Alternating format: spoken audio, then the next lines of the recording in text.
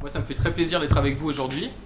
Et le revers de la médaille, c'est que finalement, vous êtes tous, je pense et je l'espère, des convertis. Donc, de parler simplement devant vous, on continuerait un petit peu à rester dans ce cercle un peu fermé. Et en pouvant filmer cette intervention et en la diffusant par la suite, on pourra peut-être toucher de nouvelles personnes qui seront peut-être avec nous la prochaine fois que vous organiserez quelque chose ici. Moi, c'est ce que j'espère. Alors, je vais bien sûr commencer par remercier les organisateurs de nous avoir fourni ce magnifique lieu qui est absolument plein. Je trouve ça extrêmement encourageant. Il y a beaucoup de monde. À toutes les personnes qui ont fait de la route pour venir, là, j'ai des camarades qui sont venus avec moi depuis la Suisse. Certains ont peut-être fait un bout de chemin en France également pour venir. Je suis également extrêmement fier de partager finalement cette prise de parole avec des gens qui m'inspirent finalement beaucoup d'admiration et de respect, que ce soit Alexandre Gabriac, que j'ai eu l'occasion de rencontrer à plusieurs occasions, Thomas Joly, que je connais un peu moins personnellement. On a déjà eu l'occasion de partager un tribun lors de la Journée des Patriotes organisée par le Parti nationaliste français, et je suis également ses activités militantes ainsi que celles du Parti de la France. Et vraiment, je pense qu'il y a un essor qui est très positif actuellement dans le mouvement nationaliste, et nous devons être le fer de lance. On est des orateurs assez jeunes aujourd'hui. On voit vraiment cette nouvelle génération qui commence à émerger, et je pense qu'on pourra apporter ce nouvel afflux qui nous amènera vers de meilleurs jours, j'espère.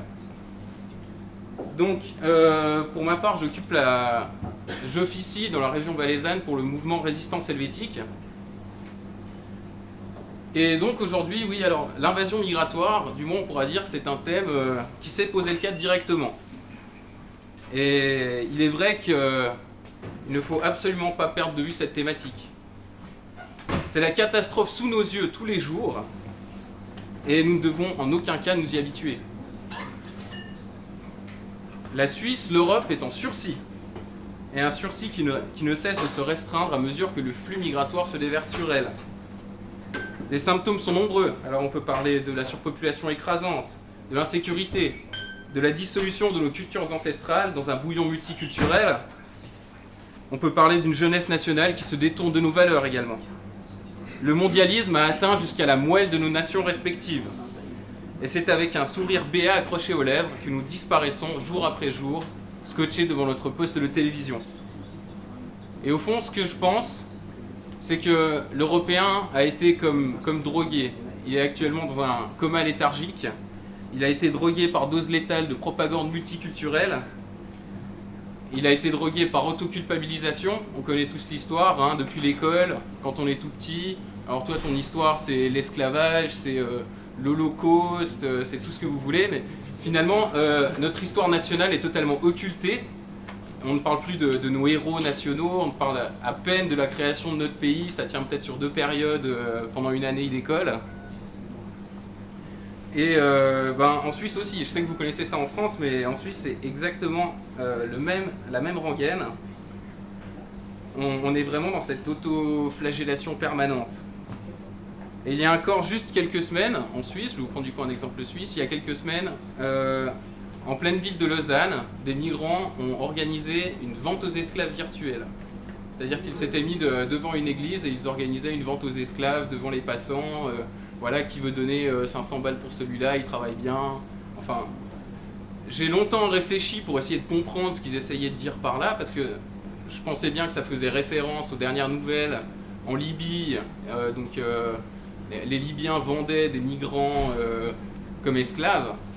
En quoi ça nous concernait finalement? J'ai essayé d'y réfléchir, mais j'ai pas vraiment trouvé. Le message qu'ils voulaient faire passer, ça devait être quelque chose comme « Et vous les Suisses, là, vous qui n'avez absolument aucune histoire coloniale, est-ce que vous vous rendez compte que des Arabes vendent des Noirs à 2500 km de vos frontières? Et vous n'avez pas honte ?» Je sais pas.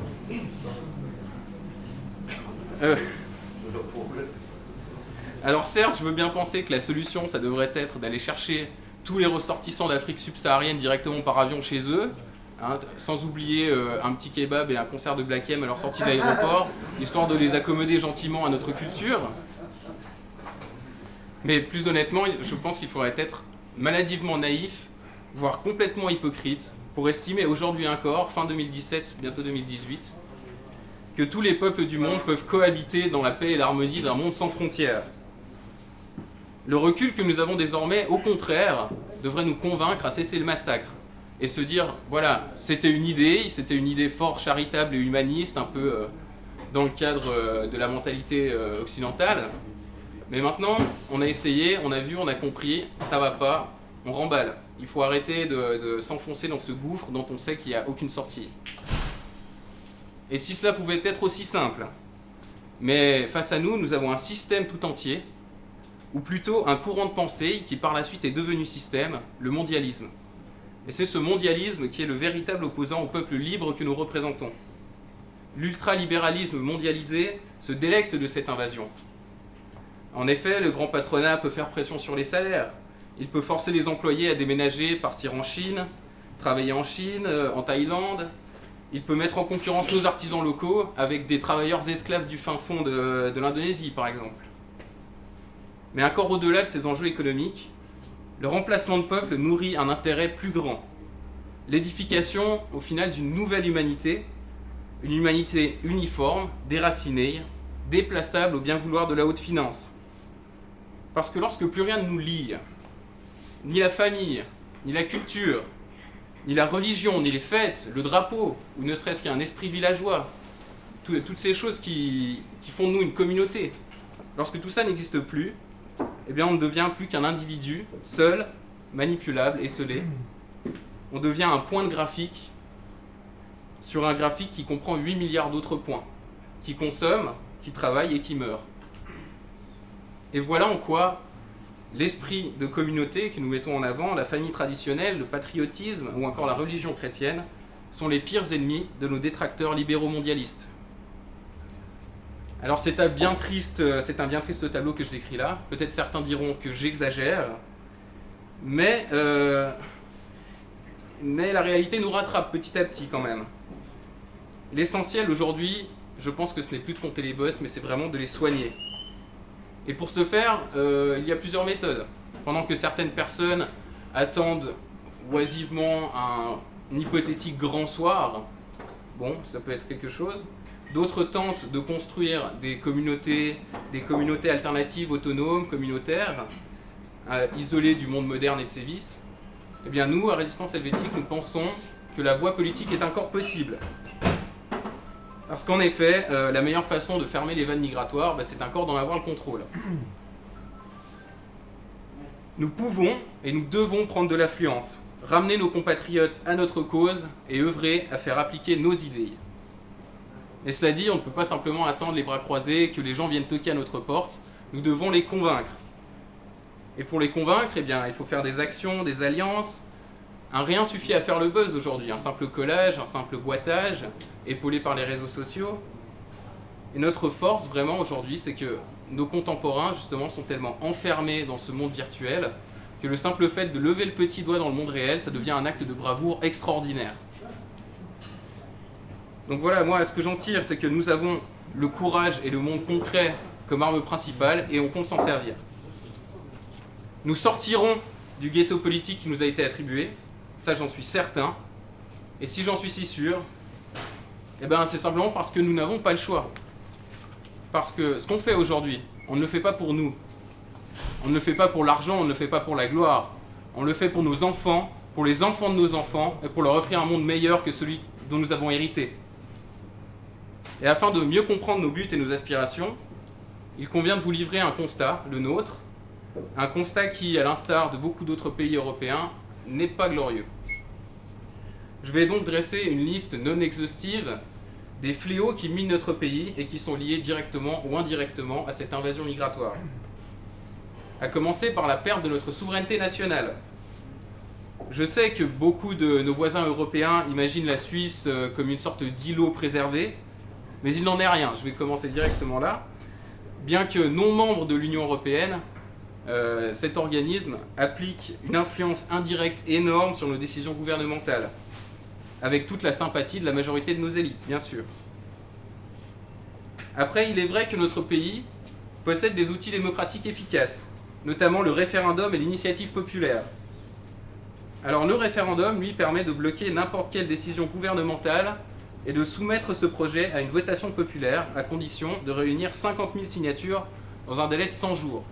Donc pour vous schématiser un petit peu tout ça, ça veut dire que si demain le gouvernement décide, je sais pas, de légaliser le mariage zoophile, voilà, et puis vous, du haut de votre méprisable conservatisme, vous estimez que ce n'est pas correct de se marier avec un âne, eh bien il vous suffira de trouver 50 000 personnes qui sont d'accord avec vous dans ce délai de 100 jours, et vous pourrez faire bloquer cette décision et la faire passer en votation populaire. Le deuxième outil, c'est l'initiative. Elle permet de proposer une modification de la Constitution dans la condition de réunir cette fois-ci 100 000 signatures en 18 mois. C'est-à-dire que si maintenant vous, par votre progressisme éclairé, vous pensez que c'est tout à fait normal de légaliser le mariage zoophile, ben, il faudra à ce moment-là que vous trouviez 100 000 personnes d'accord avec vous et, dans ce délai de 18 mois, et on pourra voter pour légaliser le mariage zoophile. Bon, c'était vraiment un exemple. Hein. Alors, bien sûr, quand je dis ça, ça a l'air formidable, on peut faire tout ce qu'on veut. Hein. Mais si seulement la volonté populaire était encore respectée. Le freinage des initiatives populaires gênantes pour nos élites soumises à Bruxelles s'effectue en 2 phases. La première phase consiste à dévaloriser un maximum le texte soumis au vote. En usant de tous les médias possibles, la proposition doit paraître la plus dangereuse, idiote et inapplicable possible, afin de dissuader un maximum de votants de la soutenir. Donc là, c'est le branle-bas de combat, à la télé, à la radio, 24 heures sur 24. Ne votez surtout pas oui à cette initiative, ce serait la fin du monde, c'est la fin de notre pays, tout va s'effondrer. Et il y a toujours la deuxième phase, si par malheur, le peuple fait fi des menaces qui lui sont matraquées, ben, il reste la solution de secours, c'est-à-dire simplement le travestissement du texte voté.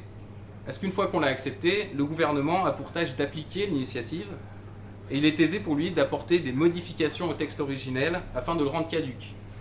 Et pour vous le présenter, donc j'ai pris 2 exemples qui sont tout à fait concrets.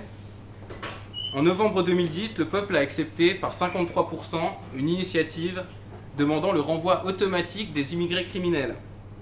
Aujourd'hui, donc 2017, 73% des détenus dans nos prisons sont étrangers. Et ce chiffre monte même à 92% dans la très cosmopolite ville de Genève. Et pourquoi ? Bah parce qu'à la suite de cette initiative, le gouvernement s'est contenté de faire une propagande incessante durant plusieurs années pour bien faire comprendre aux Suisses qu'ils avaient fait le mauvais choix, avant de soumettre une nouvelle votation. Donc en fait, ils ont fait un contre-projet, ils ont soumis une nouvelle votation proposant une application modérée. Modérée, entendons-y caduque. Le peuple s'est ainsi réexprimé et cette fois-ci a accepté la nouvelle version allégée proposée par le gouvernement. On peut donc observer aujourd'hui la parfaite inefficacité de cette initiative. Le deuxième exemple, 9 février 2014, le peuple suisse accepte à la majorité une initiative baptisée « Stop à l'immigration de masse », qui a pour but de restreindre l'immigration par le biais de la mise en place de quotas migratoires. Mais là encore, sous la pression de l'Union européenne et le spectre de la chute des accords bilatéraux, force est de constater que nous n'avons pas été entendus. Le résultat final de ce projet étant la mise en place d'une sorte de préférence nationale extrêmement allégée, c'est-à-dire que le résultat final de cette votation consiste en l'obligation des agences de placement d'envoyer en priorité les dossiers de résidents suisses aux entreprises qui cherchent des employés. Et encore, j'ai bien dit résidents, on ne parle pas de Suisse. Voilà finalement ce qui est resté du texte que nous avons voté. On est à 1000 lieues de l'objet du vote, et encore une fois, la démocratie a eu du plomb dans l'aile.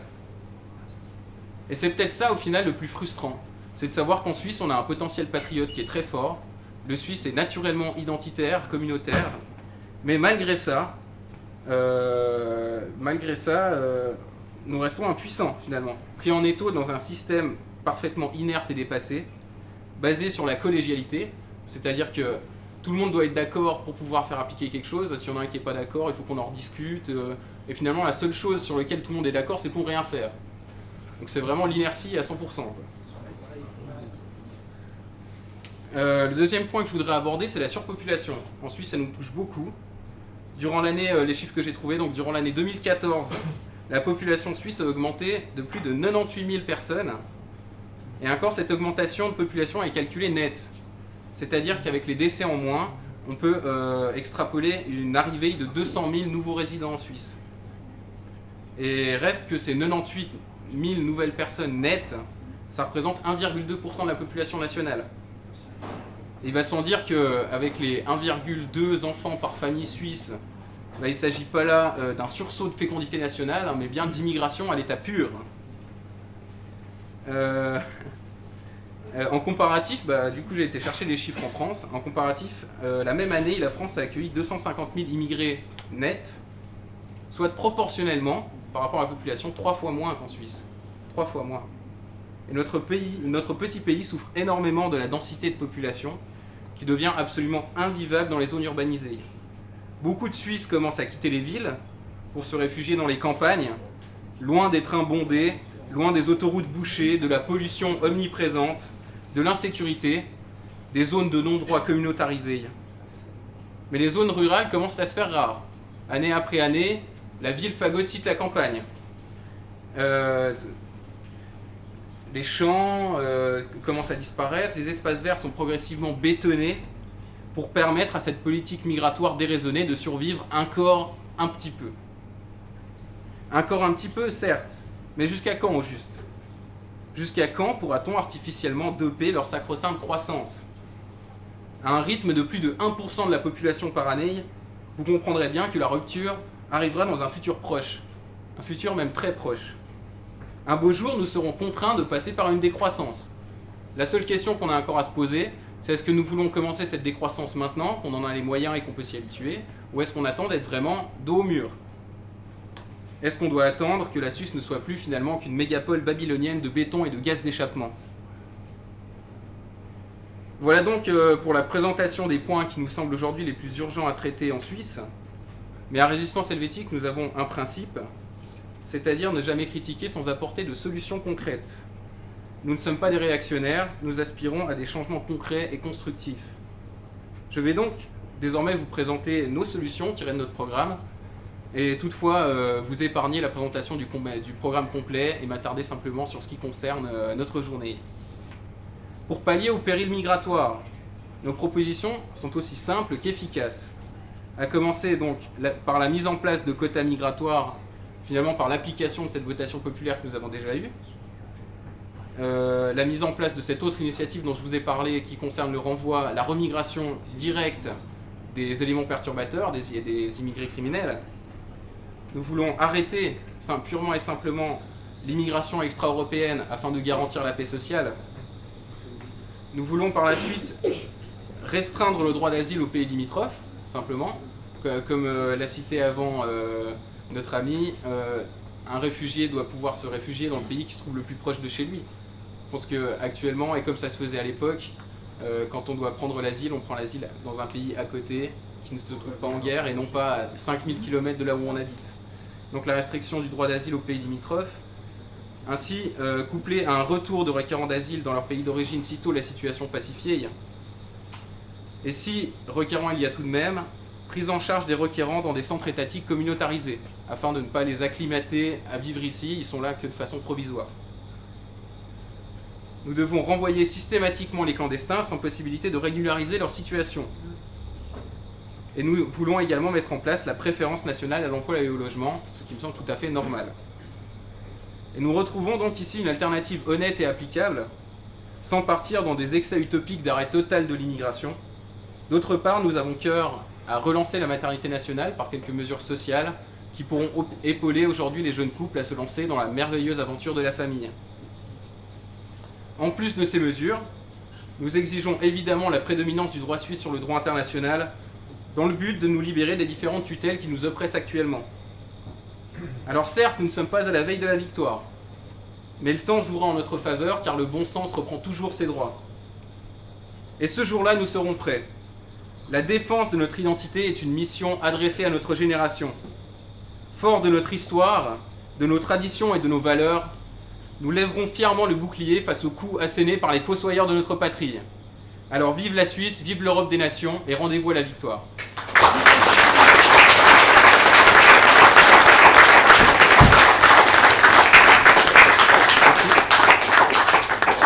Apparemment, il y a une partie questions-réponses, donc je ne sais pas si... Ah, c'est à la fin. Ok, d'accord, ça marche. Merci.